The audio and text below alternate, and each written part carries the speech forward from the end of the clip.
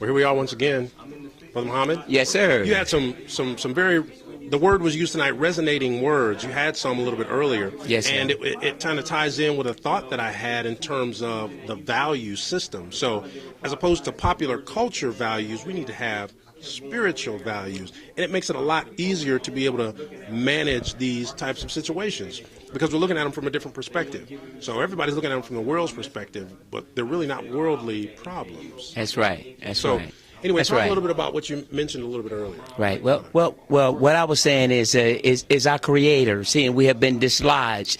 Take for instance a fan, and it's plugged in, and it's revolving. It's going around and around. But then someone comes along and trips over the cord and pulls it out. Eventually, the revolutions of the blades begin to slow, and then it stops. And that's what someone has done to us. They have dislodged us, disconnected to our God, to our Creator, who created all things, heaven and earth, and created all things to be one, so that oneness have to come back. The value that we actually be talking about is ourselves. You know, women are divine.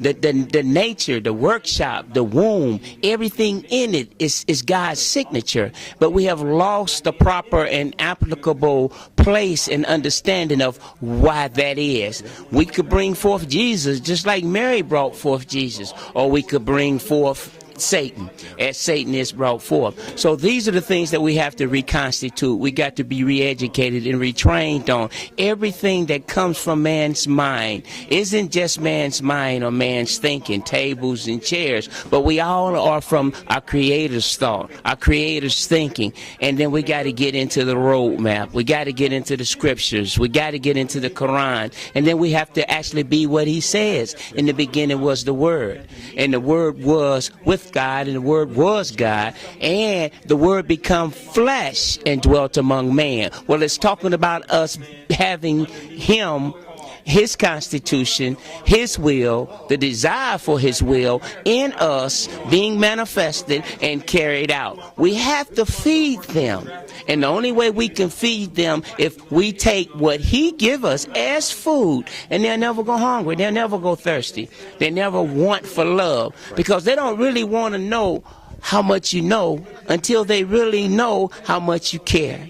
And that copious and abundance nature of caring is in us when the Spirit of God is in us, and as it exists in this room. That's key. That's number one. Who you are. You're not just Tom or Jones or so-called Negro. You know, he say faith without works is dead. Well, the reason we're dead and the reason we're dying because we don't have these works. So that's the value that I do on a daily basis. And I have to thank God to see that light in your eye. That light in your eye that is his Spirit. And this is what I'm approaching. And this is what I'm talking to. Not necessarily the flesh, because it's the Spirit of God that we are one. And once we recall that in our subconscious, it'll rise to our conscious, and then our problems are solved. Yes, we have man-made laws, which we do need, but that divine law is the mother and the father of man-made laws. Yes, sir. Well, thank you very much, sir. And thank you. I appreciate you. Really appreciate you all, man. Absolutely, sir. All right. God bless. Yeah, thank you. Thank you, sir.